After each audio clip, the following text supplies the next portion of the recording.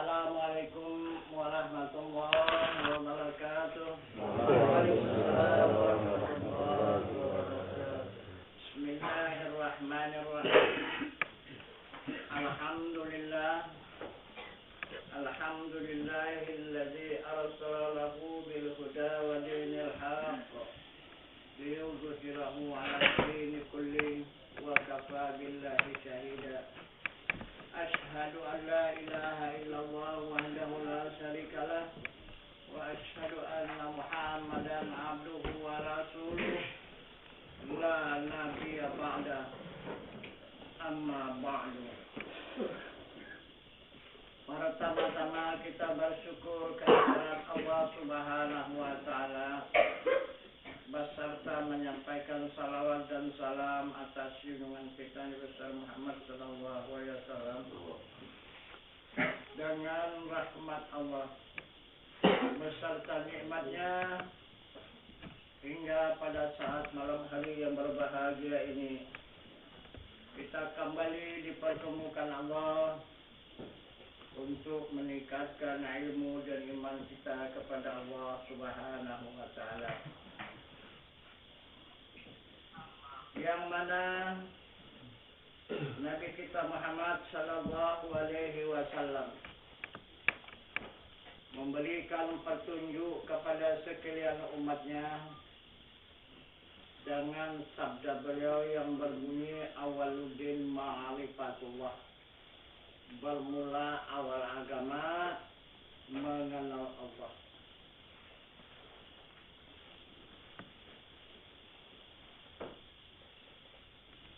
Jalan mengenal kepada Allah Subhanahu wa taala itu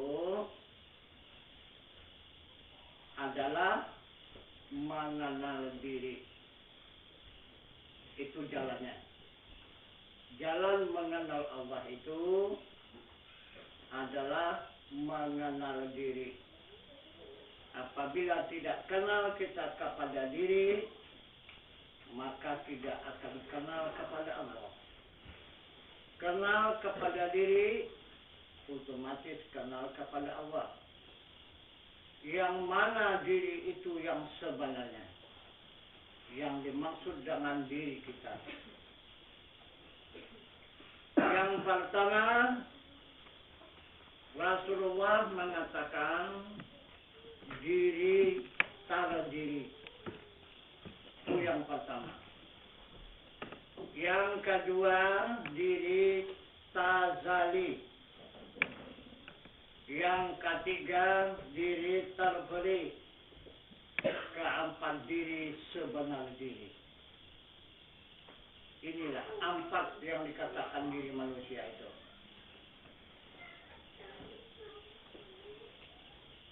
Yang mana tanpa duduk. Semuanya itu adalah diri kita. Yang empat itu diri manusia. Di mana mau tanpa duduk? Pertama, diri terdiri. Inilah yang nampak dengan mata kepala ini.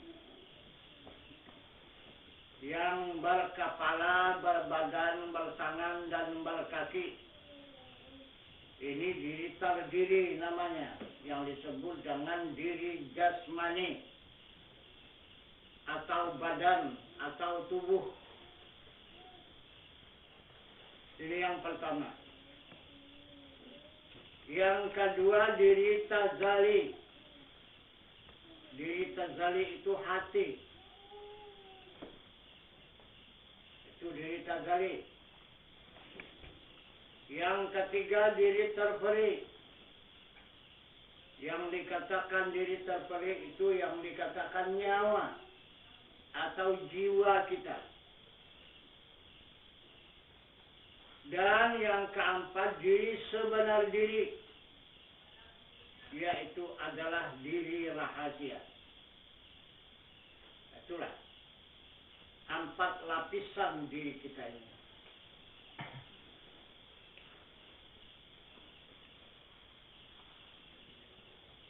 Kita ulang kembali.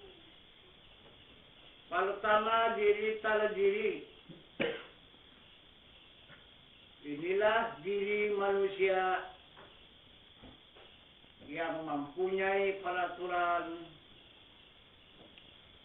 syarat, rukun, sah, batal, halal, haram, makruh, dan mubah, adat, dan beradab. Ini pakaiannya, jasmani. Itulah diri sendiri. Jadi yang paling banyak peraturan. Yang kedua diri tazali, yaitu hati.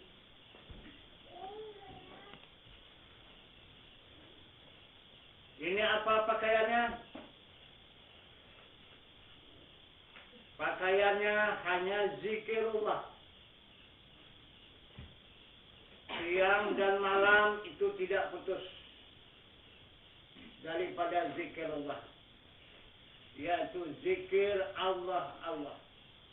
Baik dalam keadaan duduk, berdiri, berjalan, makan, minum, diam, dan berkata. Tetap dia berzikir Allah di hati itu.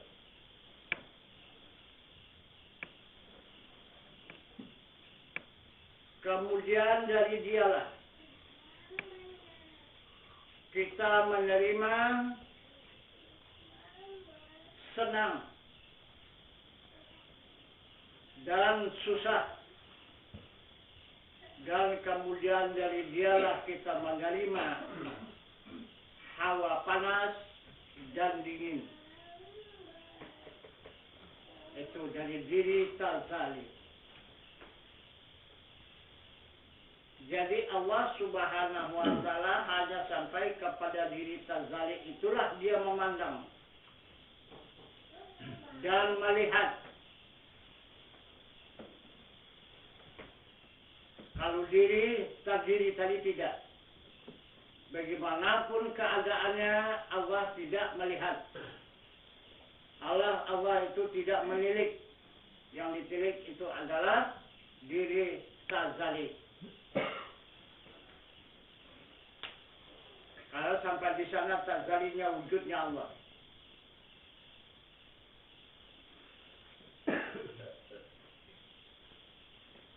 Kemudian yang ketiga diri terperi. Apa pekerjaannya diri terperi? Memberikan kekuatan pada tulang. Itu yang menjadi tenaga. Memberikan kehendak pada nafsu. Memberikan ilmu pada otak. Dan memberikan pendengar pada telinga. Dan memberikan penglihat pada mata. Dan mencakapkan lidah. Itu diri terperi. Yang keempat diri sebenar diri. Yang diri rahasia adalah meliputi seluruh anggota tubuh, zahir atau batin. Habis diratai dia.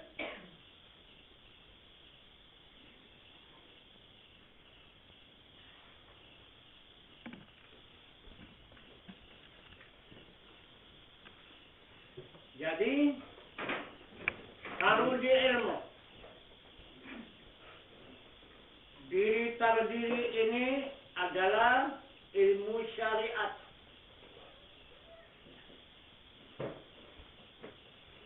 Itu pakaiannya. Kalau di diri tazali itu ilmu tarikat. Kalau diri terperi ini ilmu hakikat. Dan diri sebenar diri itu adalah ilmu ma'rifat. Itu ilmunya.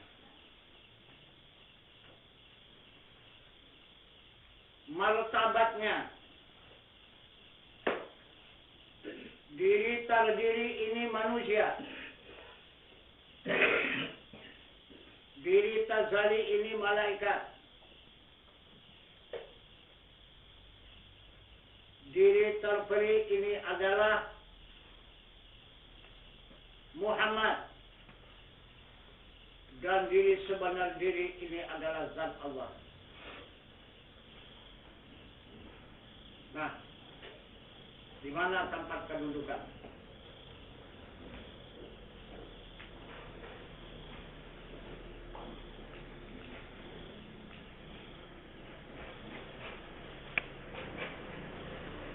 Apabila kedudukan kita, batas yang kita ketahui ilmu hanya ilmu diri terdiri.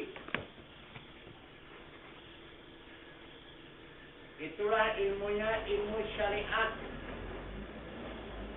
Inilah dirinya diri manusia.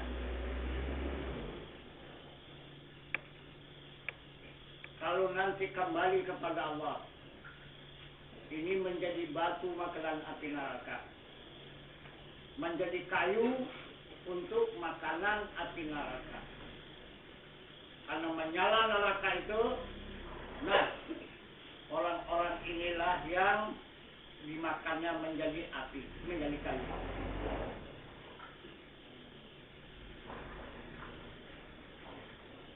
Ini yang sudah ditentukan oleh Allah Subhanahu wa Ta'ala.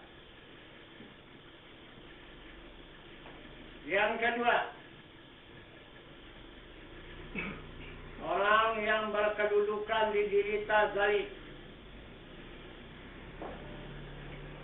bukan tidak dia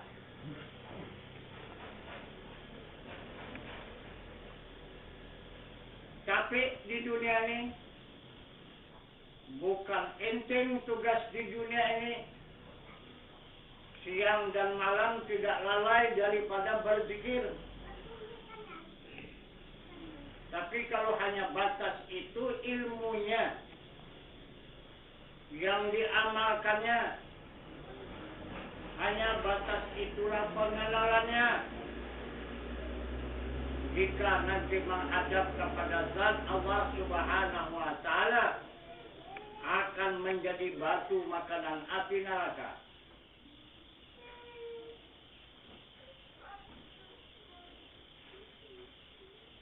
Contoh dan sunnah.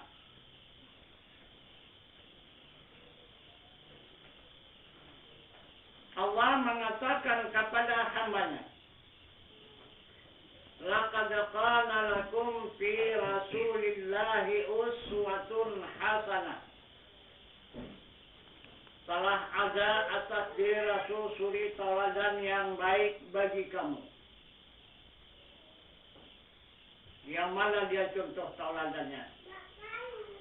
Yang ditunjukkan oleh Rasulullah,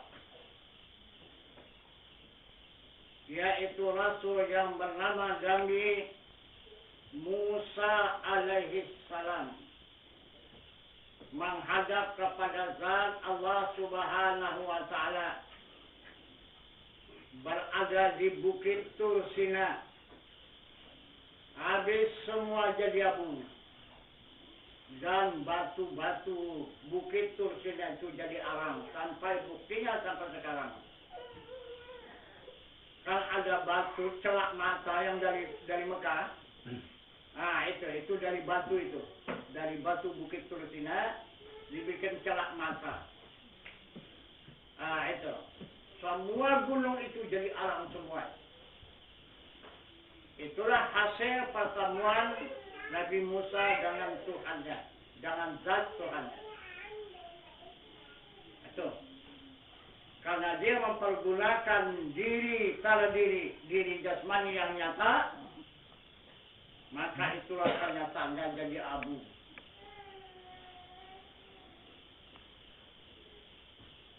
Yang kedua, contoh tauladan yang dijadikan oleh Allah Subhanahu wa Ta'ala untuk kita hambanya. Malaikat Jibril alaihi salam. yang selalu membawa wahyu dari Allah memberikan kepada Rasul. Baru Rasul menyampaikan kepada umat. Jadi arti wahyu ini adalah berita dari Tuhan. Ataupun pelajaran dari Tuhan.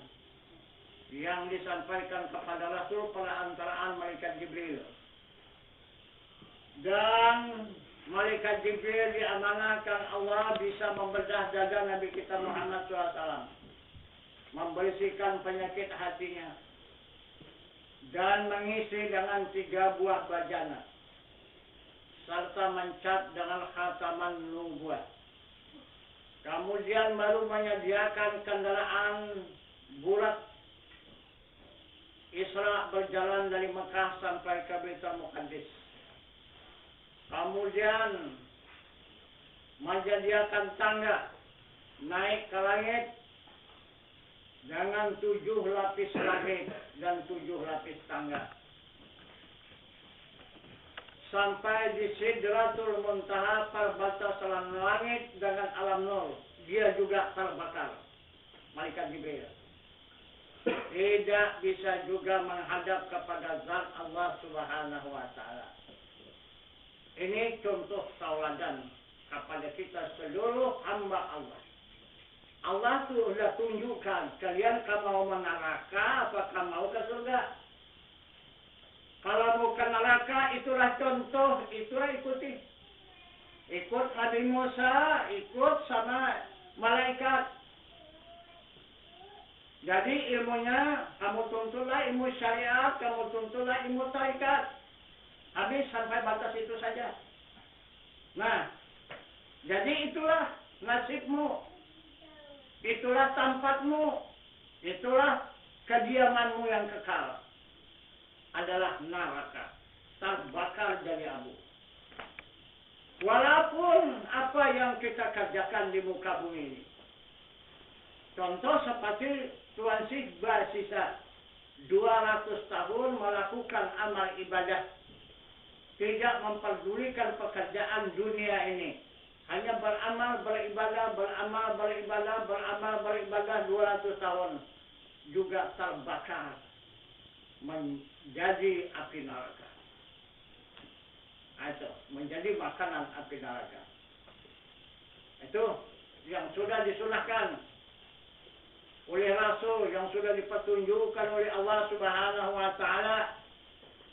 Jadi inilah sebahagian besar kita hamba Allah mendustakan Allah dan Rasul. Itu maka sedikit lagi dunia ini bertahan.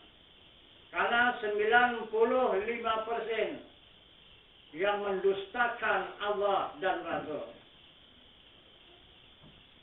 Macam mana dia tidak marah? Maka tidak akan lagi kuat dunia ini. Semuanya rapuh dan lapuk. Asal dapat guncangan tahunya hancur. Nah, itu. Maka Allah menghapuskan bumi ini bukan karena guncangan saja.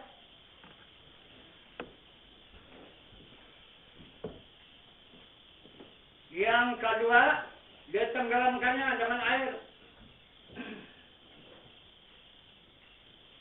Yang kedua, dihembusnya dengan angin yang kuat. Dan yang keempat, dinyalakannya api di sana sini. Membakar bangunan. Terbakar bangunan. Dan orangnya pun ikut terbakar. Itu. Jika Allah menghendaki kepada hamba-hambanya yang ingkar. Kepada hamba-hambanya yang tidak mengakui kekuasaan Allah. Tidak mengakui dunia ini milik Allah. Jadi sebahagian besar kita manusia, dunia ini milik manusia.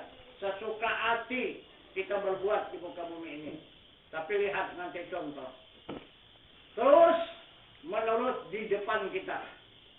Allah memberikan contoh tauladan, tidak akan ada manusia yang berkuasa.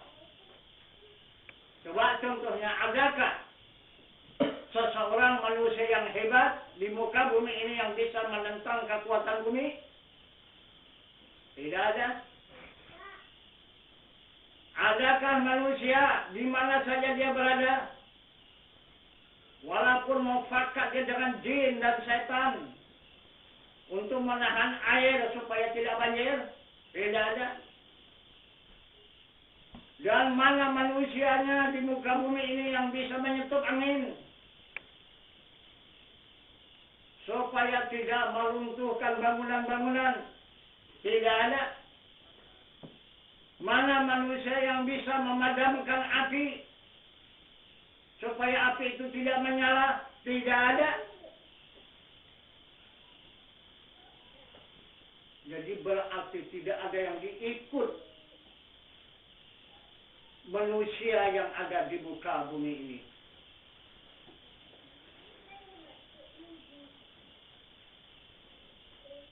Siapa yang diikut? Siapa yang dituntut? Ikutlah petunjuk Allah Subhanahu wa Ta'ala. Maka dikatakan oleh Allah kembali, laqad kana lakum fi Rasulillahi uswatun hasanah. Telah ada atas diri Rasul, yaitu Muhammad sallallahu alaihi wasallam, suri tauladan yang baik bagi kamu. Jika kamu ingin selamat di dunia di akhirat, ikut Muhammad, kata Tuhan. Begitulah kata Allah. Ikut Muhammad. Kalau mau selamat, lain tidak ada. Karena Muhammad disuruh oleh Allah Subhanahu wa Ta'ala masuk ke dalam neraka semasa dia melakukan Isra dan Mi'raj. Padam api neraka itu. Tidak ada yang menyala api neraka 7 lapis neraka itu. Ini sudah contoh, sudah dipetunjukkan Allah. Kenapa kita hamba Allah ini cukup melengkel, cukup membantah Allah? Kenapa? Maka tidak mau percaya kepada Allah yang ditunjukkannya sebagai contoh tauladan. Dan dialah yang bisa masuk memeriksa surga 8 lapis surga. Yang menjumpai jangan penduduk surga itu. Berapa bangsa yang menunggu surga itu? Ada 4 bangsa yang dijumpai oleh Nabi kita Muhammad SAW. Yang pertama bangsa Ainun Jariyah. Yang kedua bangsa Bidadari. Yang ketiga bangsa Rul Hisan. Yang ketiga bangsa Rul Widan. Itu yang dijumpai oleh Nabi kita Muhammad SAW. Sesudah dia menghadap ke hadrat zat Allah Subhanahu wa Ta'ala. Apa sebab yang 2 tadi? Maka semua akan musnah dihantam neraka.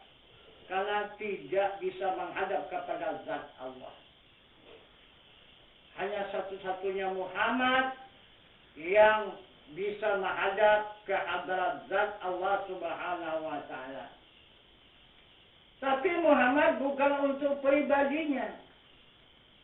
Menghadap kepada zat, masuk ke surga, masuk ke neraka, ini adalah dia memberikan dan menunjukkan contoh tauladan kepada umat.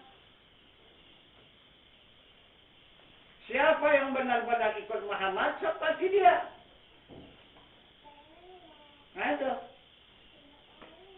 Tidak akan terbakar ke neraka, tidak akan ada yang mencegah ke dalam surga, dan kemudian bisa menghadap ke hadrat zat Allah Subhanahu wa Ta'ala. Itu contoh tauladan. Kemudian kita tidak sadar. yang kita kerjakan di dunia ini. Pertama kita lahir ke dunia. Jika kita laki-laki diazankan. Jika kita perempuan ditamatkan. Siapa ini? Ikut Muhammad.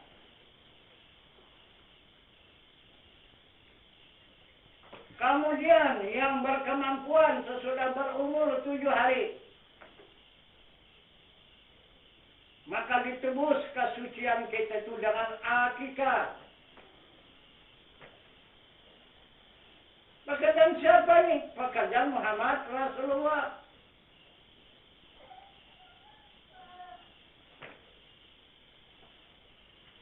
Kemudian beberapa tahun dikerjakan lagi memotong sebahagian tubuh. Itu dimaksud berkhitan. Sebahagian sudah dikorbankan diri kita berkhitan, dibuang. Untuk mendapatkan kesucian. Ini pekerjaan siapa ini? Pekerjaan Muhammad.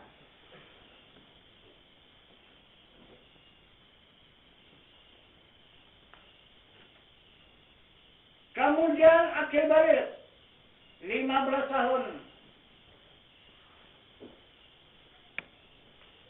Maka perintah Allah Subhanahu wa taala kepada hambanya, wa tawakkal 'alal hayyil ladzi la yamut. Serahkan dirimu kepada Tuhanmu yang hidup, yang tiada mati. Ikut siapa ini? Ikut Muhammad. Itulah menyuntun Ismail alaihissalam untuk menegakkan agama di muka bumi ini. Kemudian baru menyempurnakan hidup di muka bumi ini, yaitu menegakkan rumah tangga. Siapa punya pekerjaan ini? Pekerjaan Muhammad. Karena Muhammad mengatakan an-nikahu sunnati faman lam ya'mal bi sunnati falaysa minni. Pernikahan itu pekerjaanku, siapa-siapa yang tidak melakukan bukan dari golonganku.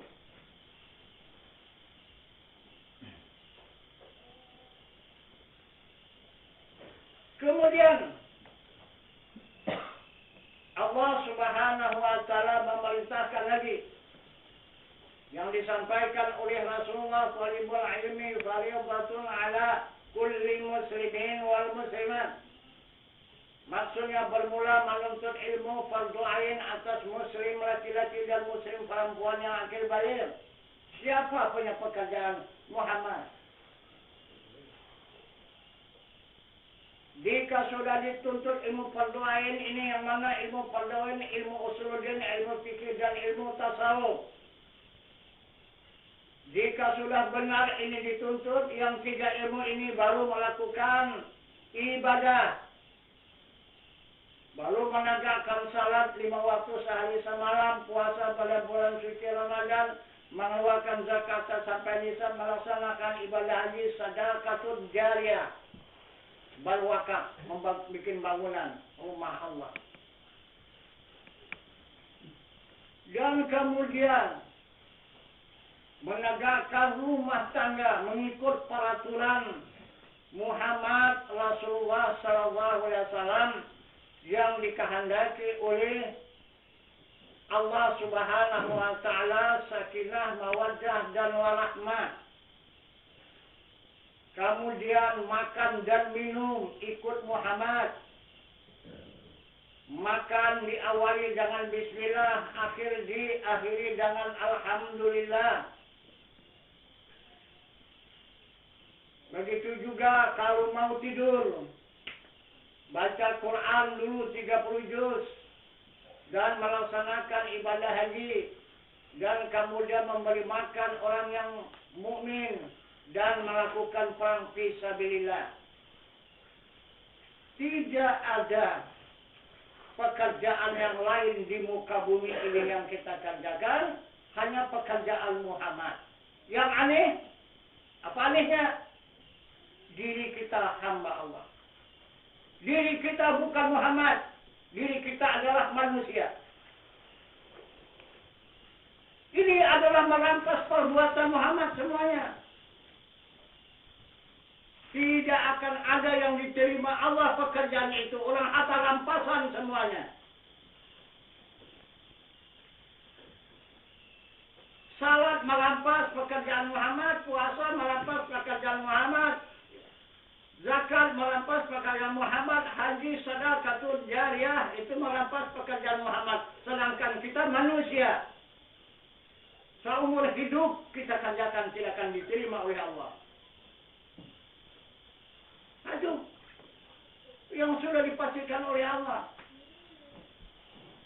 Jadi supaya kita bisa melakukan salat diterima Allah, puasa diterima Allah, zakat diterima Allah, haji diterima Allah, dan sedekah jariah diterima Allah. Bagaimana? Jadikanlah diri itu menjadi Muhammad. Apabila tidak bisa menjadi Muhammad, semua amal ibadah tidak ada yang diterima oleh Allah. Karena itu rampasan, perampukan. Nah, itu. Cobalah orang tua kita yang sangat menyayangi kita, kemudian kita persembahkanlah harta rampukan kepada orang tua, diterima apa enggak? Jadi begitulah Allah Subhanahu wa Ta'ala. Nah, itu. Jadi itulah yang lulus, yang terhindar dari api neraka. Hanya orang-orang yang bisa menjadikan dirinya menjadi Muhammad. Nah itu, barulah milik dia pekerjaan itu. Yang diberikan oleh Allah Subhanahu wa Ta'ala. Salat menjadi tiang agama, puasa menjadi pintu agama, zakat menjadi perhiasan agama, ibadah haji menjadi kesempurnaan agama.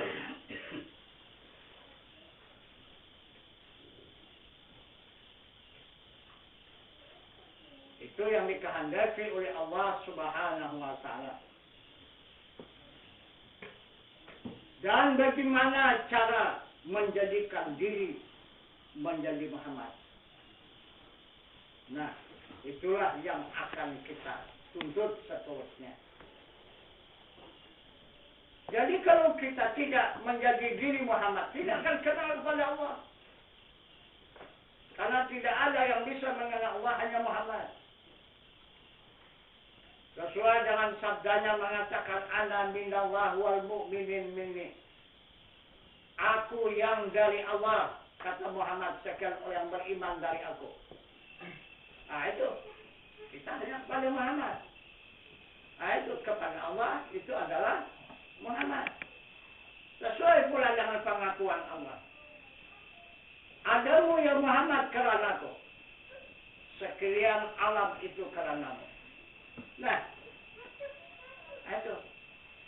Jadi Allah Subhanahu wa Ta'ala mengatakan kepada Muhammad, dia tidak bertanggung jawab soal alam. Apakah manusia, apakah binatang, tumbuh-tumbuhan, bumi, dan sebagainya, itu adalah Muhammad. Tidak tanggung jawab Allah Subhanahu wa Ta'ala. Siapa yang mengajukan nasib kepada Allah tidak akan diterima Allah. Nah itu maka Allah mengatakan di dalam Al-Quran yang berbunyi Innallaha yaghfiru ma biqaumin hatta wa yughayyiru ma bi anfusihim. Allah tidak akan memperubah seseorang nasib kaum kalau tidak kaum itu sendiri memperubah nasibnya. Itu kata Allah Subhanahu wa Ta'ala. Nah, barangkali inilah tambahan pengajian kita pada malam ini untuk meningkatkan ilmu dan iman kita kepada Allah Subhanahu wa Ta'ala. Semoga iman kita sudah sampai kepada yakin, aina yakin, dan hakul yakin. barulah sempurna amal ibadah kita kepada Allah. Nah, kemudian baru kita sambung lagi dengan usuluddin, dengan pertanyaan, yaitu untuk menerangkan supaya lebih terang lagi jalan yang sudah kita buka, yang sudah kita jalankan, yang kita pertunjukkan. Mudah-mudahan dia bertambah luas dan bertambah terang. Maka sebagai mukadimah pelajaran pertama pada menit ini kita akhiri sampai di sini. Wabillahi taufiq wal hidayah. Assalamualaikum warahmatullahi wabarakatuh.